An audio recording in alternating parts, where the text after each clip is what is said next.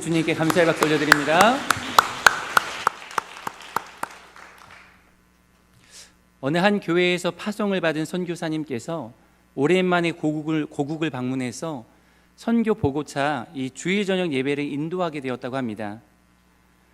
그 교회 담임 목사님께서 생각해 보니까 해외 선교지에서 선교하면서 이 성경 자료를 컴퓨터에 저장해 다니면 좋을 것 같아서 이 선교사님에게 교회에 올 때 노트북을 가지고 오라고 그렇게 당부했습니다. 그래서 예배가 다 끝난 후에 이 교회 목사님께서 선교사님께 노트북을 가져왔냐고 물어보았습니다. 그랬더니 선교사님께서 노트북 가방 하나를 건네주더랍니다. 그런데 가방을 열어보니까 노트북이 없었습니다. 그냥 노트북 가방만 가져온 것이었습니다. 정작 중요한 핵심을 빠뜨리고 온 것입니다. 이런 이야기도 있습니다. 지방에서 목회하시는 한 목사님께서 서울에 있는 교회에서 부흥회를 인도하시기 위해 사모님과 함께 고속도로를 타고 이동하고 있었습니다. 한참을 올라오시다가 이 출출한 배도 좀 채울 겸 휴식차 이 휴게소에 좀 들렸습니다. 화장실에 가서 볼 일도 좀 보고 이것저것 간식거리도 산 후에 다시 차를 몰고 고속도로를 달리기 시작했습니다. 그런데 한참을 달리다 보니까 좀 허전하더랍니다. 옆에 사모님이 없는 겁니다. 휴게소에 아내를 놓고 그냥 목사님이 혼자 차를 몰고 고속도로를 달리고 있었던 것입니다.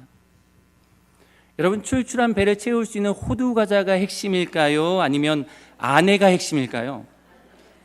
우리 남자분들은 대답을 신중하게 하셔야 될 것 같습니다. 뭐니 해도 아내가 핵심이죠. 그런데 이 목사님은 정작 중요한 핵심을 잃어버렸던 것입니다. 그렇습니다.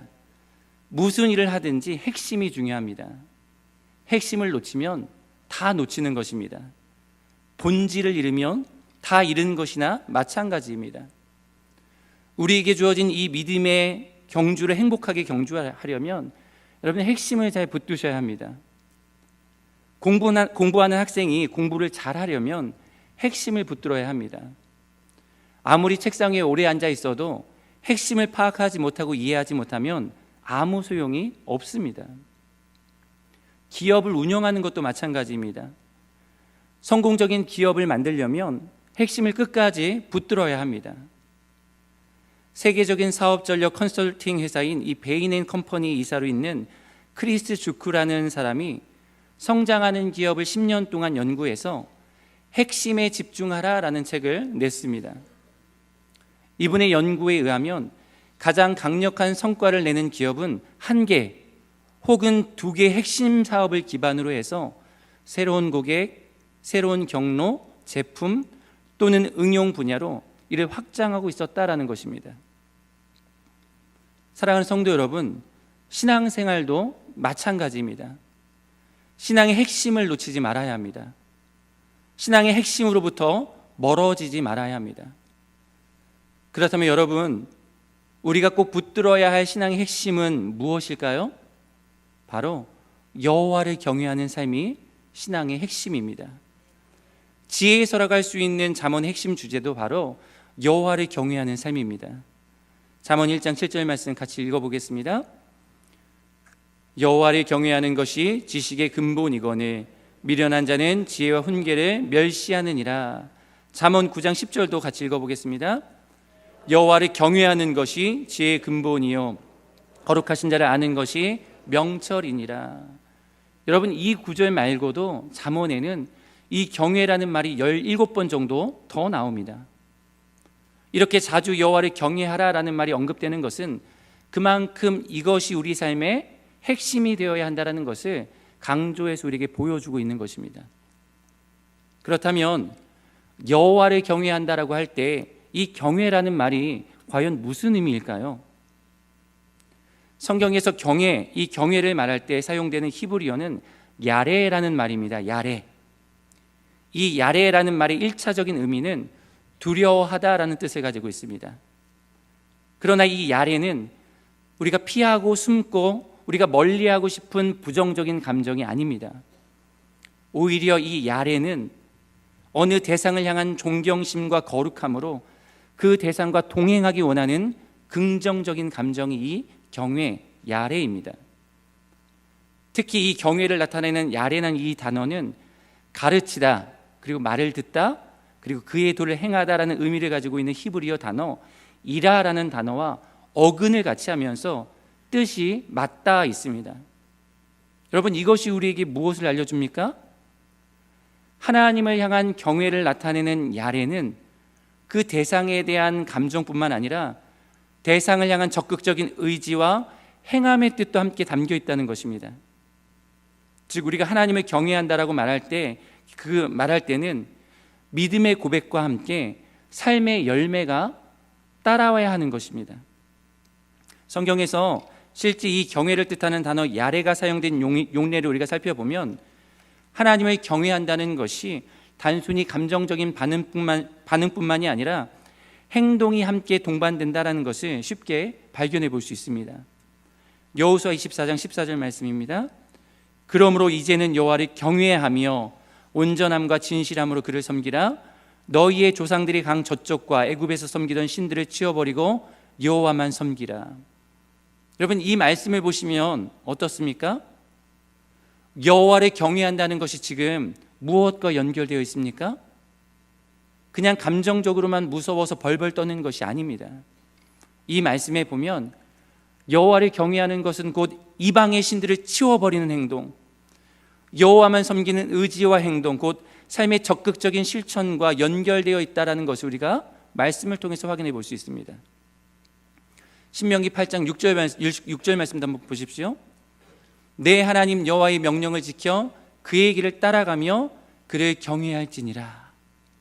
여러분, 이 말씀에도 보면 여호와 하나님의 명령을 지키는 구체적인 삶의 실천, 그리고 하나님의 길을 따라가는 구체적인 행동이 바로 하나님을 경외하는 것과 연결되고 있다는 것을 우리가 쉽게 확인해 볼 수 있습니다.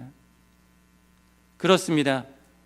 하나님을 경외한다는 것은 말씀을 통해 명령을 지키고 행하며 성실과 진정으로 하나님을 섬기는 결단이 바로 경외인 것입니다.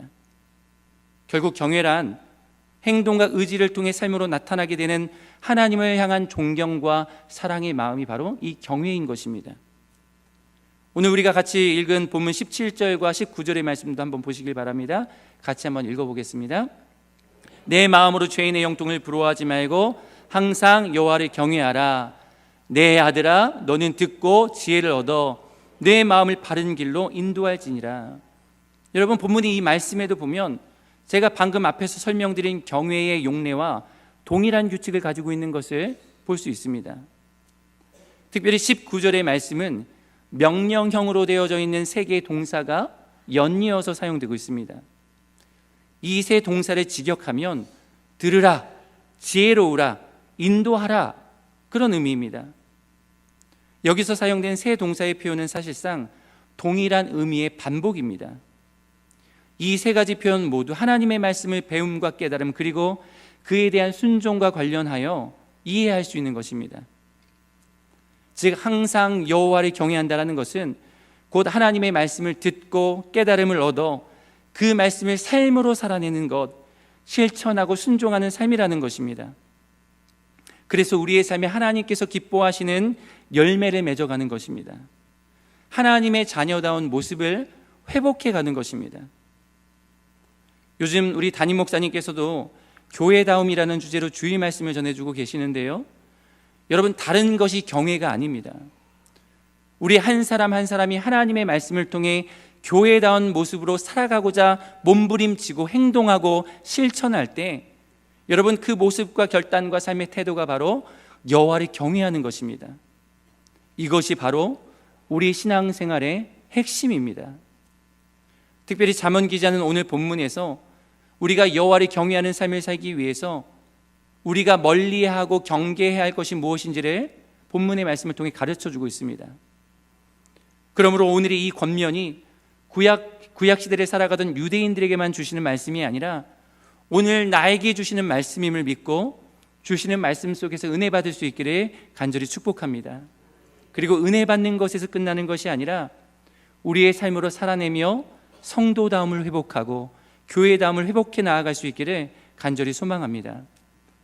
먼저 우리가 멀리하고 경계해야 할 첫 번째는 무절제하고 방탕한 사람들을 사귀지 말아야 합니다. 본문 20절 말씀인데요, 같이 읽어보겠습니다. 술을 즐겨하는 자들과 고기를 탐하는 자들과도 더불어 사귀지 말라. 여러분, 여기서 사귀지 말라라는 이 말은 그들과 더불어 한 자리에도 같이 있지 말라라는 말입니다. 그들처럼 되지 말라라는 아주 강한 의미의 말입니다. 사랑하는 성도 여러분, 인생은 만남이 중요합니다.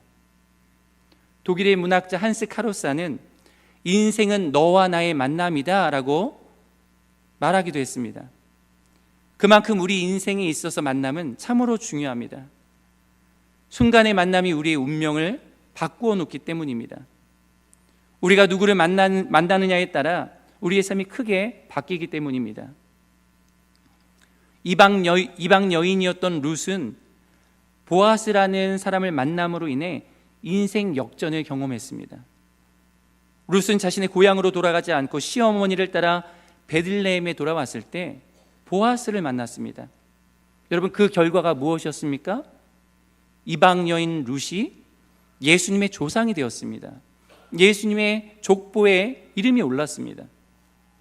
그런데 반면에 이 룻과 이름이 비슷한 롯은 어떻습니까? 롯은 자신의 삼촌 아브람을 떠나 소돔을 선택했습니다. 소돔의 사람들과의 만남은 롯의 인생을 비참하게 바꾸어 놓았습니다. 한 번의 만남이 인생을 바꾼 것입니다. 여러분, 그만큼 하나님의 사람들은 만남을 소중하게 여겨야 합니다. 만남을 위해 여러분 기도하셔야 합니다. 아무나 만나서는 안 됩니다. 특별히 무절제하고 방탕한 사람들은 곁에 두어서는 안 됩니다. 왜 그렇습니까? 술을 즐겨하는 자를 곁에 두면 나도 모르게 술을 즐겨할 가능성이 높아집니다. 또 고기를 탐한다고 했는데, 여러분, 고기를 탐한다라는 것은 무절제함을 의미하는 말입니다. 지금도 그렇지만 고대 시대의 고기는 아주 비싸고 귀한 음식이었습니다. 일반 가정에서는 쉽게 먹을 수 없을 만큼 비쌌습니다. 그런데 그렇게 비싼 고기를 탐하고 즐겨 먹으면 여러분 어떻게 되겠습니까? 절제하지 않으면 어떻게 되겠습니까? 가난해지게 됩니다. 나중에는 빚도 지게 되고요, 패가 망신하게 되는 겁니다.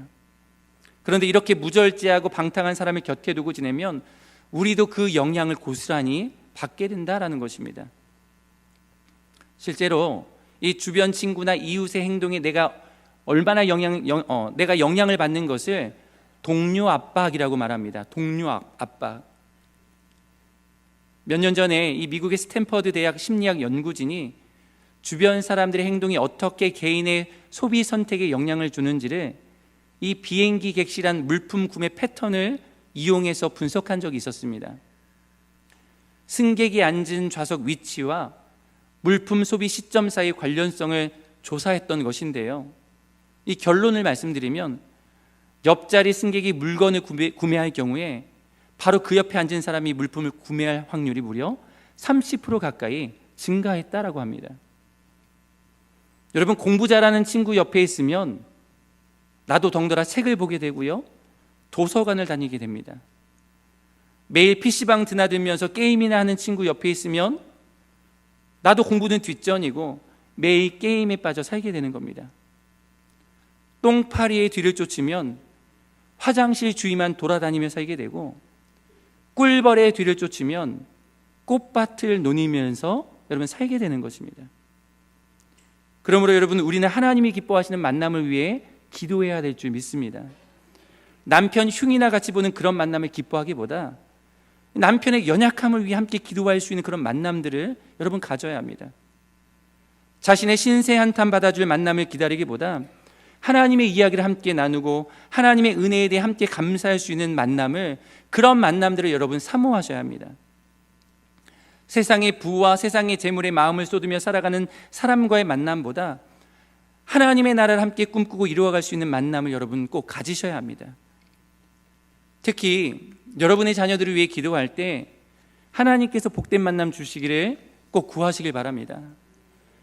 하나님 앞에 겸손하고 신실한 배우자를 만날 수 있도록, 우리 자녀들의 삶을 멋지게 성장시켜줄 좋은 스승을 만날 수 있도록, 지속적으로 선한 영향력을 공급받게 될 좋은 친구들을 만날 수 있도록 여러분 자녀들을 위해 기도해 주어야 합니다. 만남을 꼭 소중히 하시길 바랍니다. 방탕하고 무절제한 자들과는 자리도 같이 하지 마시길 바랍니다. 소돔의 사람들을 만나 비참한 인생 결말을 맞이한 아브라함의 조카 롯이 아니라 보아스를 만나 예수님의 족보에 이름을 올린 룻처럼 하나님께서 기억하시는 인생 살아가는 우리 귀한 성도님들 되시기를 주님의 이름으로 축복합니다. 두 번째로 우리가 멀리해야 할 것은 음란, 곧 음행입니다. 오늘 본문 27절과 28절 말씀을 같이 읽어보겠습니다. 대저 음녀는 참으로 그는 강도같이 매복하며 사람들 중에 사악한 자가 많아지게 하느니라. 여러분, 잠언 기자는 음녀를 가리켜 깊은 구덩이 그리고 좁은 함정이라고 했습니다. 앞서 나오는 깊은 웅덩이는 이 깊이에 초점을 둔 표현이고요, 좁은 함정은 폭에 초점을 둔 그런 표현입니다. 이 두 표현 모두 한 번 빠지면 나올 수 없는 그런 무서운 함정을 가리키는 것입니다. 또한 28절 말씀에서는 매복한 강도라고 표현하기도 했습니다. 이것은 음녀의 은밀한 유혹과 더불어 한 번 붙잡히면 모든 것을 빼앗기고 생명마저도 위태로울 수 있음을 우리에게 경고해 주고 있는 그런 말씀입니다. 즉, 이 두 구절은 음녀의 유혹이 얼마나 간교하며 치명적인가를 우리에게 잘 묘사해 주고 있는 말씀이라고 할 수 있습니다. 이 잠언 말씀에는 음란의 죄를 경계하는 말씀이 여러 군데에서 나옵니다. 이 잠언 기자인 솔로몬 자신이 아내를 많이 두고 쾌락을 즐겼지만 그것이 얼마나 해로운지를 뼈저리게 느꼈기 때문일지도 모르겠습니다. 그래서 사람이 어떻게 음란의 죄에 빠지게 되는지, 죄의 함정이 무엇인지, 또 죄의 대가가 얼마나 무서운지를 잠언의 말씀이 구체적으로 우리에게 가르쳐 주고 있는 것입니다. 여러분, 지금 우리는 그 어느 시대보다 음란한 시대에 살고 있습니다. 인터넷이 발달되고 또한 스마트폰이 보급되면서 소돔과 고모라의 시대보다 더 음란한 시대를 우리가 살아가고 있다는 겁니다. 저도 설교를 준비하면서 이 자료를 찾아보고 큰 충격을 받았는데요, 2016년도 중앙일보 기사에 따르면 한국 남성의 절반인 50.8%가 성매매를 포함한 외도를 경험했다라는 연구 결과가 있었습니다. 또한 2020년 조선일보 기사에도 보면 기혼 남성 중 41.3%, 즉 10명 중 4명의 유부남이 이 불륜을 해봤다는 겁니다. 기혼 여성은 24.4%, 즉 10명 중에 2-3명의 유부녀가 역시 불륜을 경험해봤다라는 겁니다. TV에 종종 불륜을 소재로 한 드라마가 방영되곤 하는데요, 어쩌면 이러한 현실이 더 드라마스러울지도 모르겠습니다. 이런 것을 보면 지금 우리가 살고 있는 이 시대가 얼마나 성적으로 문란하고 타락한 시대인지 알 수 있습니다. 그런데 이러한 성적인 타락, 음란, 음행으로 말미암은 결과가 무엇이라고 성경이 말씀하고 있습니까? 잠언 6장 26절 말씀 같이 읽어보겠습니다. 음녀로 말미암아 사람이 한 조각 떡만 남게 됨이며 음란한 여인은 귀한 생명을 사냥함이니라. 여러분, 음란의 죄에 빠지게 되면 귀중한 시간을 낭비하게 됩니다. 생산적인 일에 집중하지 못하기 때문에 가난해지게 됩니다. 많은 사람들이 음란의 죄에 빠져서 가산을 탕진하고 비참하게 되는 것입니다. 그런데 이 경제적인 가난뿐만 아니라 결국에 우리 영혼의 파멸로 이끄는 것입니다. 우리의 귀한 생명을 사냥해서 파멸에 이르게 하는 것입니다. 여러분, 우리가 잘 알고 있는 삼손을 한번 생각해 보시기 바랍니다. 사사기에 나오는 드릴라라는 이방의 여인이 이 삼손의 생명을 사냥했습니다. 그 귀골이 장대한 용사가 두 눈이 뽑히고 맷돌이나 돌리는 놀이객감으로 전락하고 말지 않았습니까? 나중에는 죽음으로 자신의 짧은 인생을 마감했습니다. 여러분, 우리는 이런 음녀, 사탄의 사냥감이 되어서는 안 되는 줄 믿습니다. 음녀의 유혹 배후에 무서운 사탄 마귀의 불화살이 우리 심장을 겨누고 있다는 사실을 여러분 꼭 기억하시길 바랍니다. 사도 바울은 이런 음행에 대해 우리에게 또한 이렇게 권면합니다. 고린도전서 6장 18절 말씀 같이 읽습니다. 음행을 피하라. 사람이 범하는 죄마다 몸 밖에 있거니와 음행하는 자는 자기 몸에 죄를 범하느니라. 여러분, 여기서 사도 바울은 음행을 피하라는 말로 우리에게 권면하고 있습니다. 여러분, 이 말은 음행으로부터 도망치라라는 그런 말입니다. 음행은 다른 것과 달리 그 유혹에 대하여 철저하게 우리가 피하고 도망해야만 합니다. 음행은 우리가 도전하고 싸워서 이겨내는 것이 아닙니다. 음행은 피하는 겁니다. 음행은 도망치는 겁니다. 그것이 바로 음행을 이겨내는 일입니다. 음행은 우리의 육체뿐만 아니라 우리의 마음까지 병들게 합니다. 더 나아가 우리 가정까지 파괴시킵니다. 미국의 통계 자료를 보면 미국의 가정이 깨어지는 70%가 이 음행 때문이라고 합니다. 우리나라라고 다르지 않을 겁니다. 이것을 보게 되면 음행은 전쟁보다도 더 심각한 피해를 우리에게 가져다 주는 것입니다. 다윗이 우리아의 아내 밧세바를 범하고 나서 그가 당하게 되는 고통이 여러분 얼마나 처참했습니까? 한순간의 쾌락을 즐기고자 했는데 밧세바가 임신을 하고 말았습니다. 그 소식을 들었을 때 다윗은 쑥같이 쓴맛을 보았을 것입니다. 그리고 그 사실을 은폐하기 위해 그의 남편 우리아를 전쟁터에 내보내 죽게 합니다. 여러분, 그때 다윗이 통쾌했을까요? 겉으로는 태연한 척했지만 그의 양심은 두날 가진 칼로 난도질을 당하고 있었을 것입니다. 얼마나 그가 고통스러웠으면 종일 신음함으로 뼈가 쇠하였다라고 했겠습니까? 주님의 심판의 손이 그의 목을 졸랐기 때문에 진액이 빠져서 여름 가뭄에 마름같이 되었다라고 고백하기도 했습니다. 밧세바가 낳은 아들이 죽었습니다. 맏아들 암논이 이복누이 다말을 욕보였습니다. 이에 분노한 다말의 친오빠 압살롬이 암논을 죽입니다. 압살롬이 반란을 일으켜 다윗을 쫓아냅니다. 압살롬은 백주대낮에 왕궁에서 다윗의 첩들을 욕보입니다. 그리고 나중에 압살롬은 요압 장군에 의해 처참하게 살해당합니다. 여러분, 이것을 보고 다윗이 목 놓아서 울었습니다. 사무엘 18장 33절 말씀을 보십시오.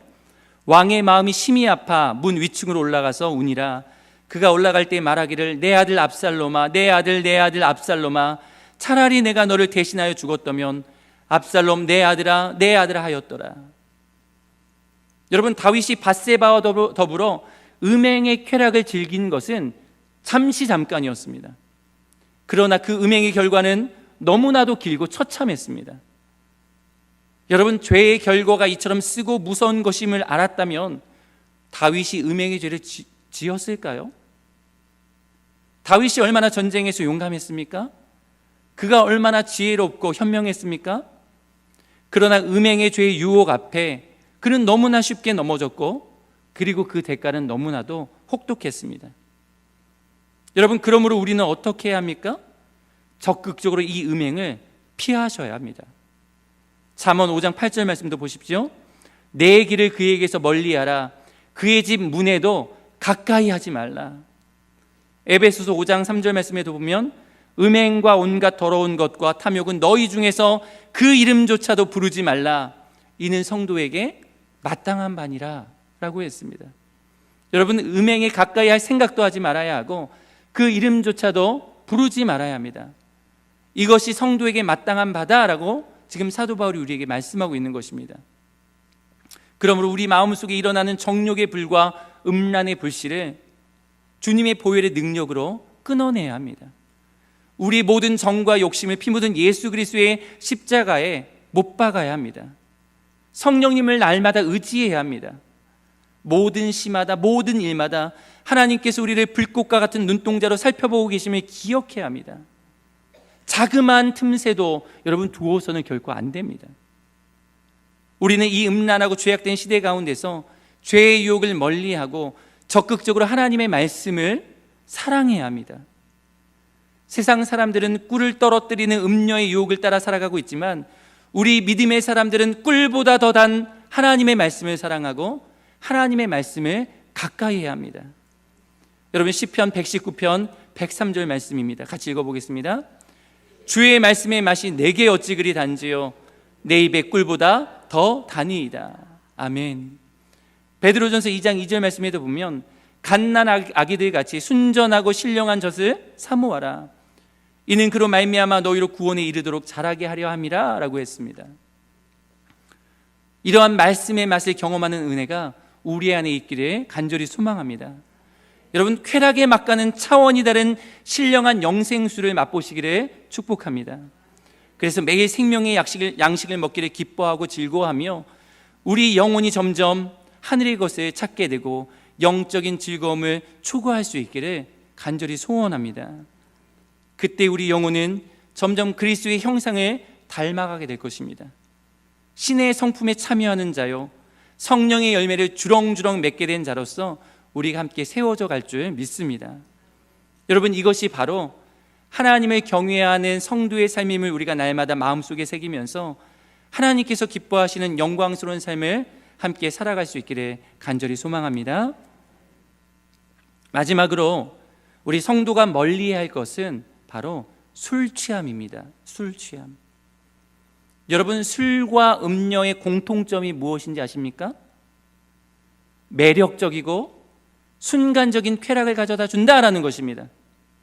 그러나 그 결과는 아주 쓰고 불행하고 비참하다라는 것도 술과 음료의 공통점입니다.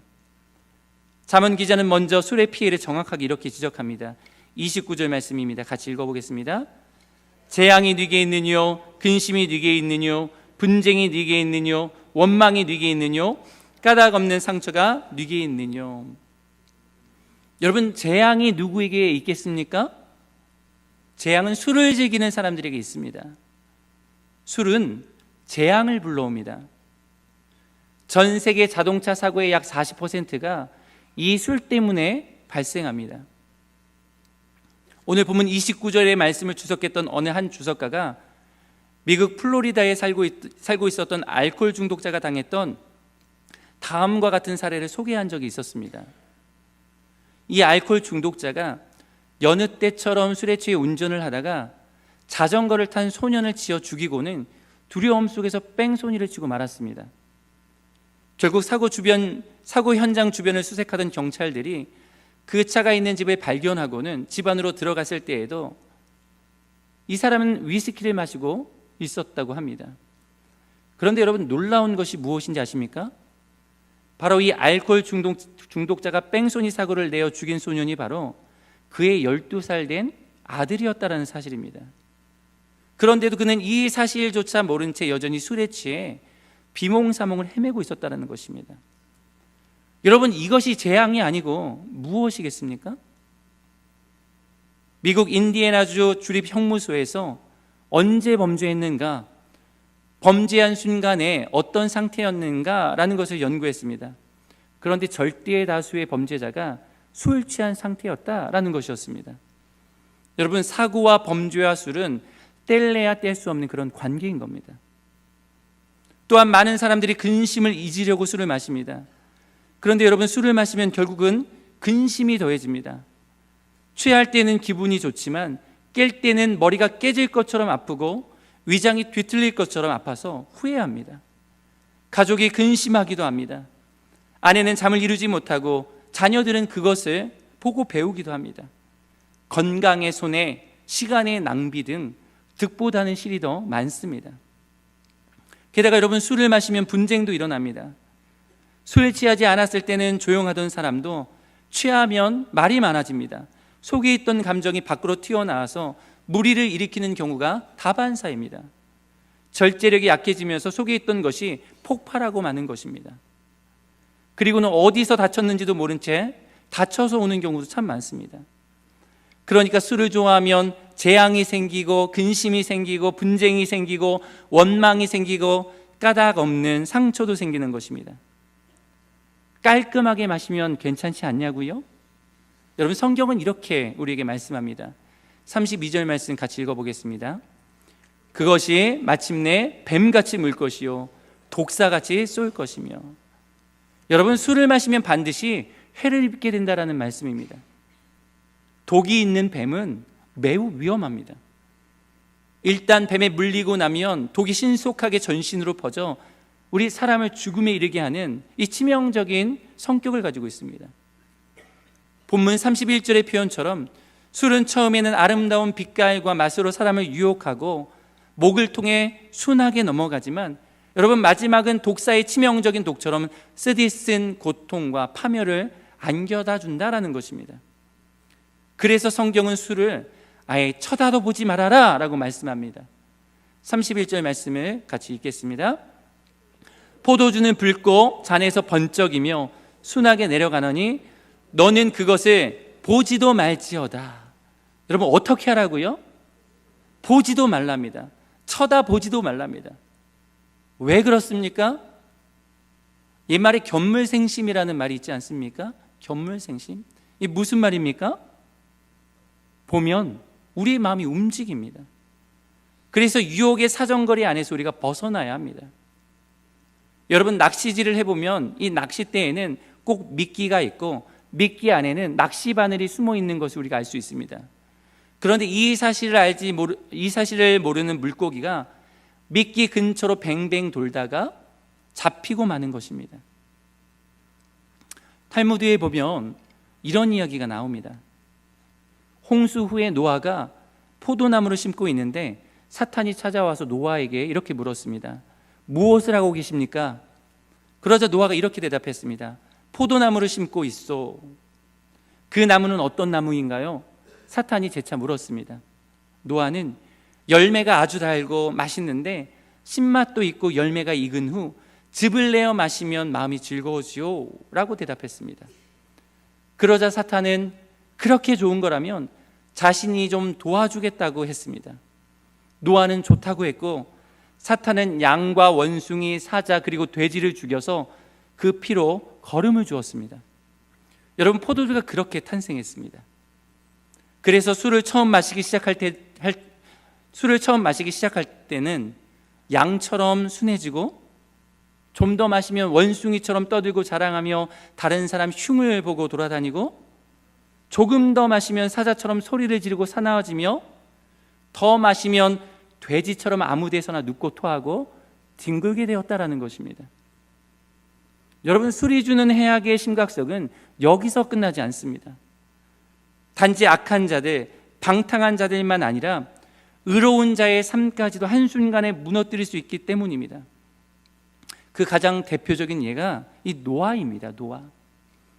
여러분도 잘 알고 계시는 것처럼 노아는 하나님 앞에 의인이요 당대의 완전한 자라 그렇게 불렸던 사람입니다. 창세기 6장 9절 말씀입니다. 이것이 노아의 족본이라 노아는 의인이요 당대의 완전한 자라 그는 하나님과 동행했으며. 여러분, 이보다 더한 칭찬이 어디 있겠습니까? 그랬던 그가 포도주에 취해 자기 스스로를 제어하지 못하고 그 하체까지 드러내고 방탕한 자처럼 잠들어 있었다라고 창세기 기자가 우리에게 보도해주고 있습니다. 창세기 9장 20절과 21절 말씀입니다. 노아가 농사를 시작하여 포도나무를 심었더니 포도주를 마시고 취하여 그 장막 안에서 벌거벗은지라. 여러분, 술을 마시는 것이 죄냐 아니냐를 떠나 우리가 분명하게 알 수 있는 한 가지 사실은 술은 하나님으로부터 멀어지게 하고 죄 짓는 통로가 된다라는 것입니다. 술이 점점 우리를 지배하고 우리 영혼을 파괴한다라는 것입니다. 여러분, 그래서 우리가 술을 쳐다도 보지 말아야 합니다. 하나님의 영광을 위해서, 이웃에게 덕을 세우기 위해서, 그리고 내 자신의 경건을 위해서 술을 쳐다도 보지 마셔야 합니다. 미국의 목회자이자 작가인 카일 아이들먼이 그의 책 나의 끝 예수의 시작에서 이렇게 말했습니다. 무언가 흥분이 될 자극이 필요합니까? 술을 마시지 마십시오. 위로가 필요하십니까?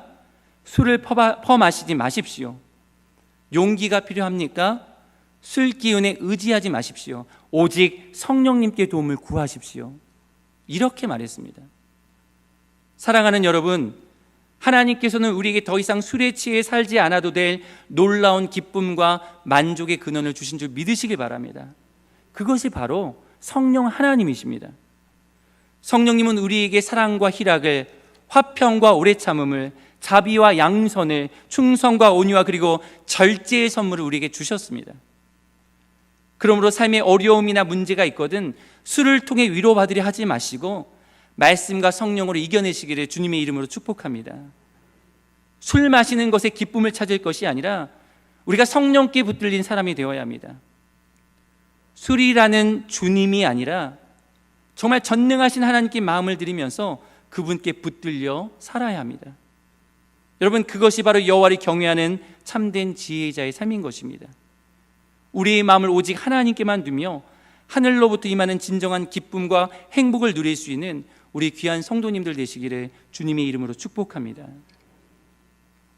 여러분, 하나님을 경외하는 사람은 세상의 방식과 완전히 다른 삶, 다른 길을 걸어가는 사람들입니다.